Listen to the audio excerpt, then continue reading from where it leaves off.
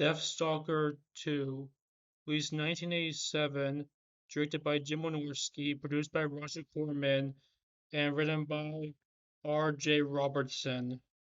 The way they give women character in this movie instead of just having them give themselves to the man is they have them talk about prophecy, because that happens in fantasy films a lot.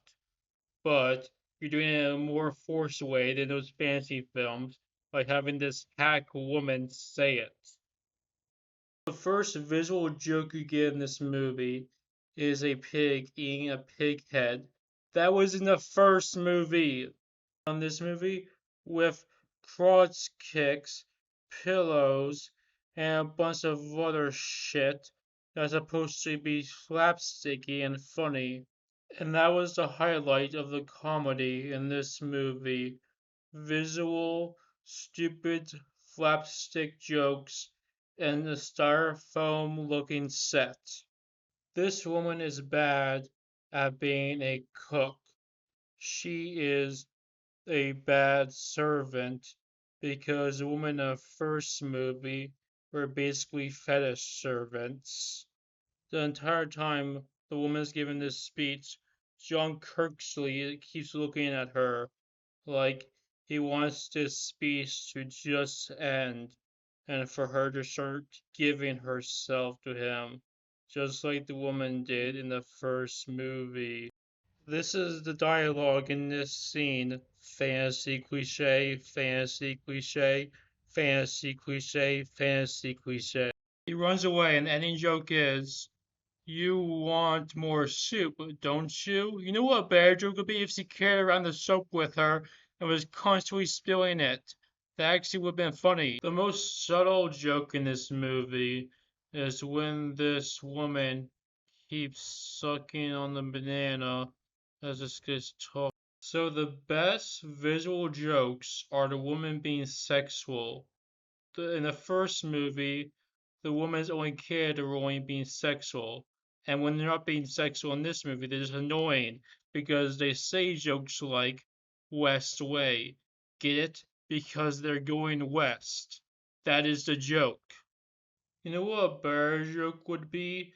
If the little people were on stilts playing the tall people, and the little people were just tall people on their knees. That would have actually been funny. Instead, they just call the little people names like footstool. Oh crap, the rocks aren't made of styrofoam when they go outside.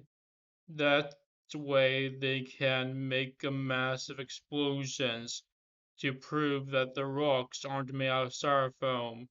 If they were made out of styrofoam, then this entire set will burn down. The stalker is defeating the villains for me, but shouldn't he be the villain? He's a stalker. Stalker, stalker, stalker.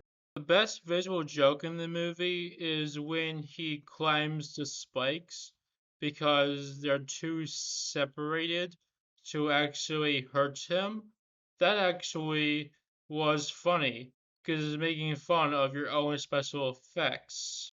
The woman is a cannibal because that's a fetish that the first movie had. You see, when you watch that movie, you want a woman to be a cannibal. I have a better joke. What if they made the girl from Rainbow Bright into a cannibal and made a great cartoon? Instead, they just cut away from the gore. Just age up Rainbow Bright.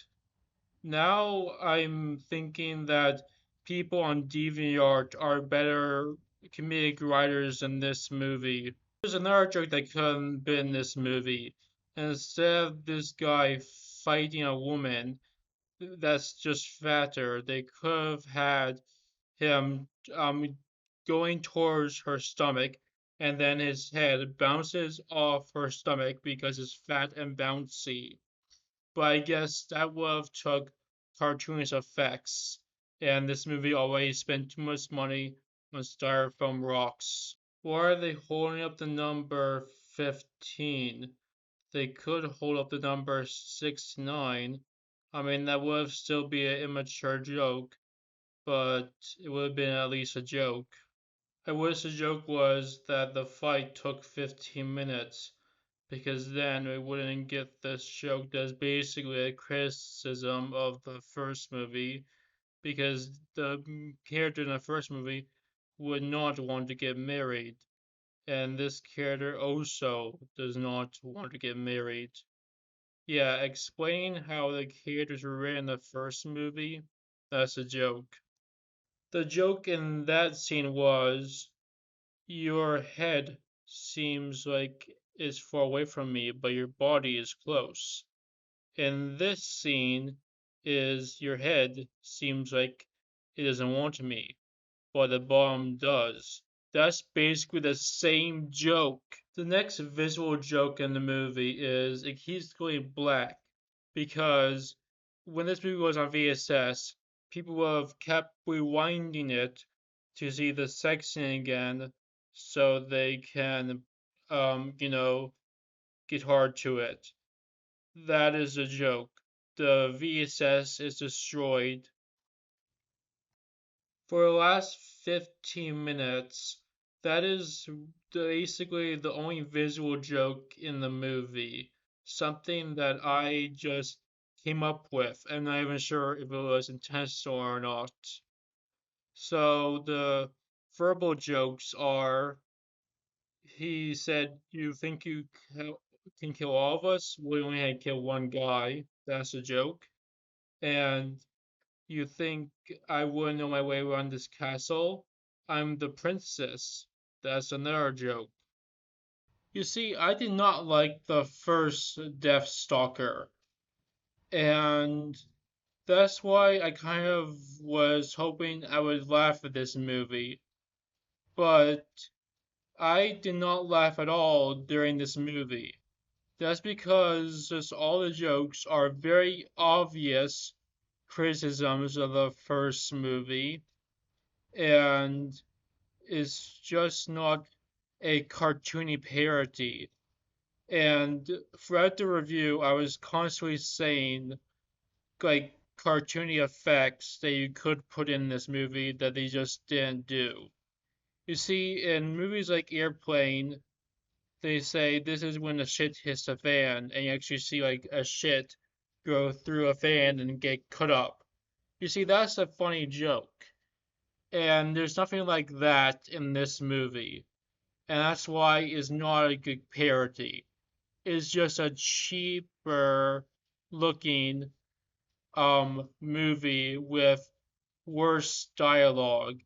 I mean, I kind of actually appreciate the first Deathstalker as a visual experience. This movie is just full of very annoying dialogue, and it's just not a good parody because there's not enough visual jokes, and the dialogue jokes are just too obvious. So yeah, I do not recommend this movie, but